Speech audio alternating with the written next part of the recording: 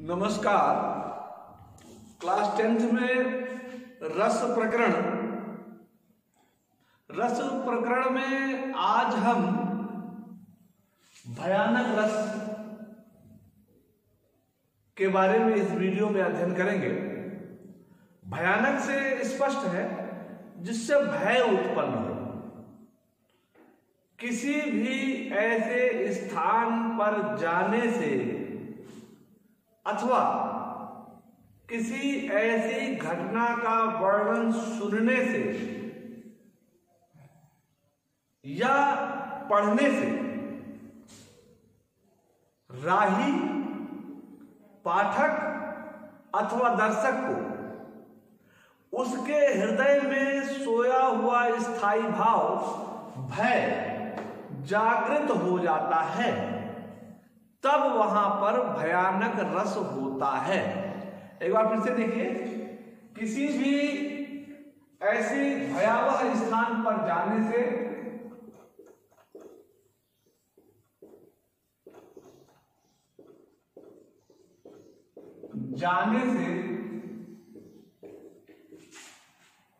अथवा भयावह हिंसक जंतुओं को देखने से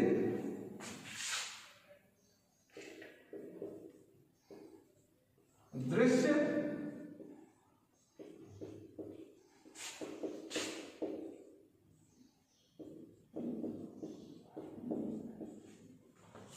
को देखने से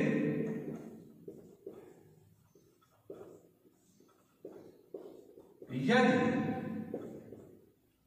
राही दर्शक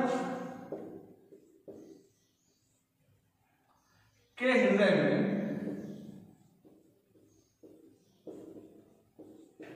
सोया हुआ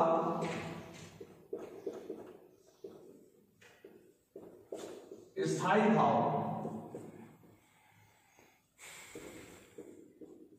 भय जागृत होता है,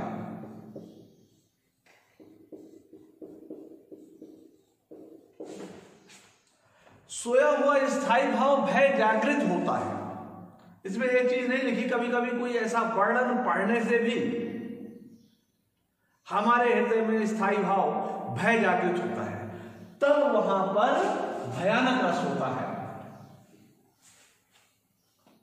जैसे एक कविता है यहां पर लिखी हुई, उस सुनसान डगर पर, भयंकर सुनसान डगर है, उस सुनसान डगर पर सन्नाटा चारों ओर सन्नाटा विद्यमान है। सुनसान रास्ता एकदम सुनसान है और ऐसे में एक राही जा रहा है। गहन अंधेरी रात है, सुनसान रास्ता है और सन्नाटा चारों ओर है। एक राही जा रहा है और इस समय जो है अभी भोर भी दूर है। उसने सिंह की गर्जना सुनी और सिंह की गर्जना सुनते ही वह मूर्छित होकर के, बेहोश होकर के गिर गया। तो सिंह, देखो, एक तो भय जो स्थायी भाव है वो रात्रि के समय में भयावह जंगल में सुनसान रास्ते में जाते ही उस राही के हृदय में जागृत हो गया होगा। और जब उसने वहां पर सिंह की गर्जना सुनी तो जो स्थायी भाव था वह और उद्दीप्त हो गया। सामने सिंह को देख लिया तो सिंह को देखते ही वह मूर्छित हो गया, गिर गया, चक्कर आ गया उसे। तो यह अनुभव हो गया और यही स्थायी भाव भय विभाव, अनुभाव और संचारी भाव के संयोग से भयानक रस के रूप में परिणित हुआ। तो देखिए, आश्रय कौन हुआ इसमें?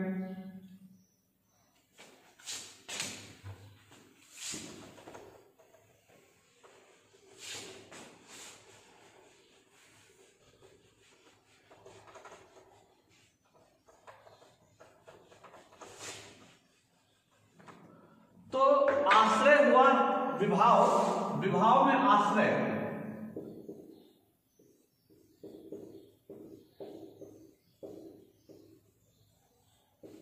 आश्रय पथिक जो जा रहा था, पथिक या राही। विषय सिंह की गर्जना,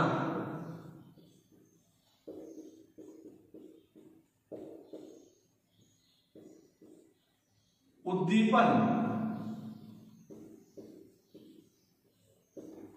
वातावरण, जंगल का वातावरण। अनुभाव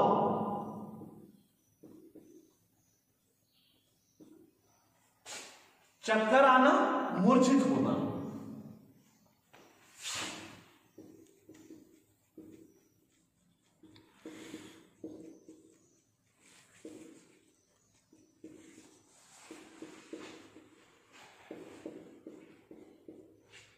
संचारी भाव,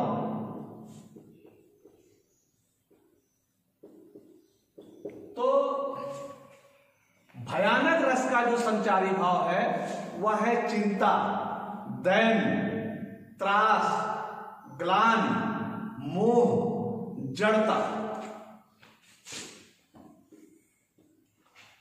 चिंता, त्रास, ग्लानि, दैन्य, मोह, जड़ता। अब देखिए जंगल में जा रहा है तो राही के हृदय में चिंता आ रही, कहीं ऐसा ना हो कोई भयानक जंतु मिल जाए, कुछ और मिल जाए। चिंता हो रही, फिर चिंता, फिर त्रास और भयंकर भय आ रही है, फिर उसे ग्लानि हो रही, क्यों आ गया मैं इस रास्ते पर, आना ही नहीं था।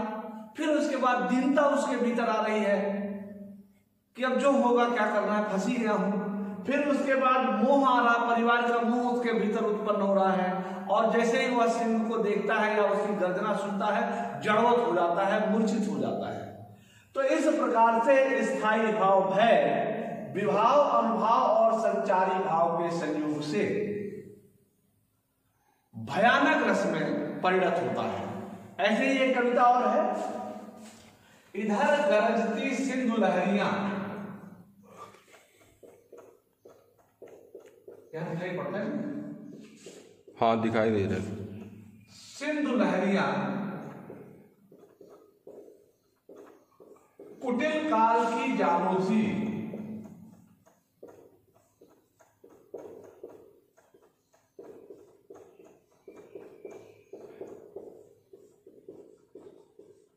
इधर गरजती सिंधु लहरियां कुटिल काल की जालों सी, चली आ रही फेर उगलती फन फैलाए ब्यालों से। चली आ रही फेर उगलती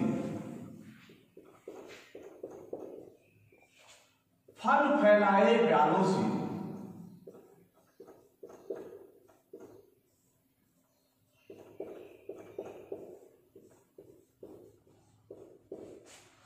कामायनी से उद्धृत यह कविता है, जो चारों तरफ से भयंकर जलप्रपात में सारी दुनिया डूब गई थी। उस समय महाराज मनु क्या देखते हैं, जयशंकर प्रसाद जी ने यही लिखा है, सिंधु लहरियां, समुद्र की लहरें उधर से गरजती हुई आ रही हैं। किस प्रकार से? कुटिल काल के जाल की भांति।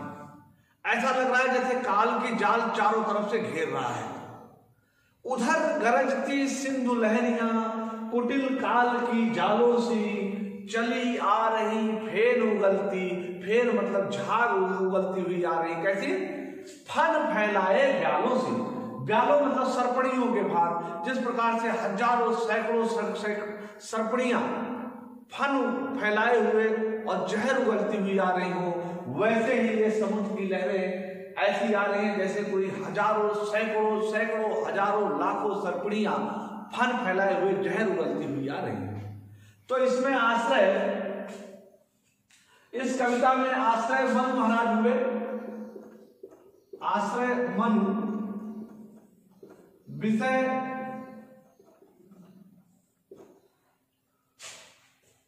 जल बाढ़ का भयंकर वातावरण, प्राकृतिक अवयव,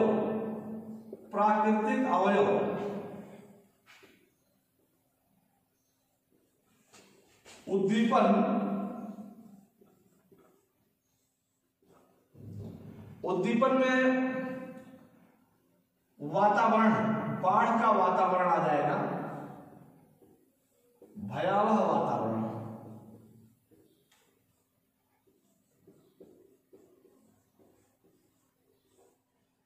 अनुभव,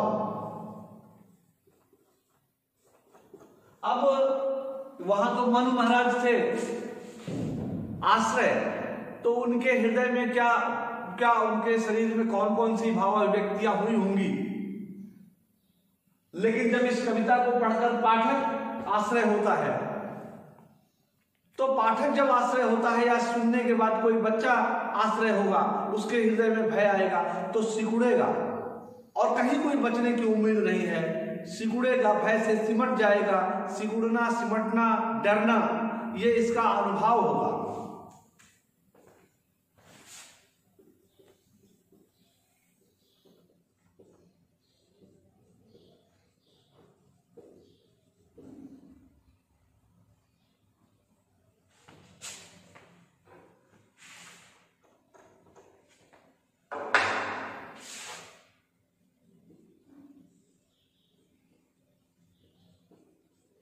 संचारी भाव यही है, चिंता, त्रास, ग्लानि, दैन्य, जड़ता, यही संचारी भाव इसमें भी होगा।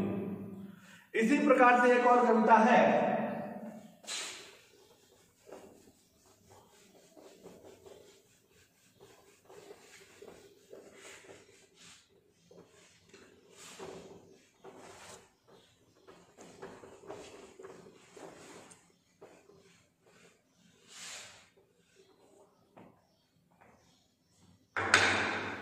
भयानक रस का बहुत सुंदर उदाहरण है ये कविता।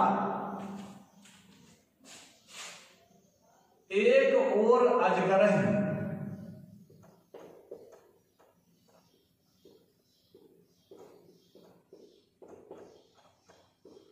एक ओर मृगराय, एक ओर अजगर है, एक ओर मृगराय।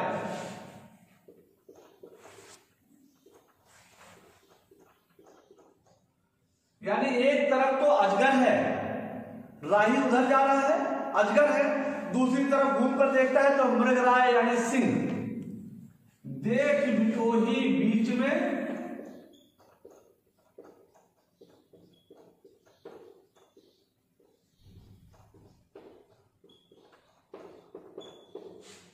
गयो मूर्छा खाए।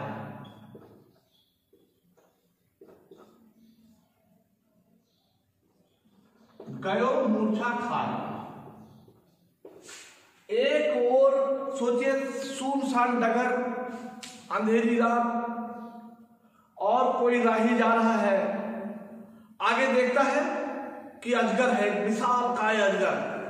जब उससे बचने के लिए पीछे मुड़ता है, फिर से उसी रास्ते पर आने की कोशिश करता है, तो सिंह उसे खड़ा हुआ दिखाई देता है।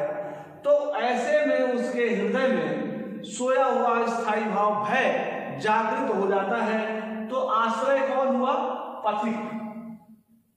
पथिक आश्रय हो गया, और विषय कौन हुए? सिंह और अजगर, शेर और अजगर।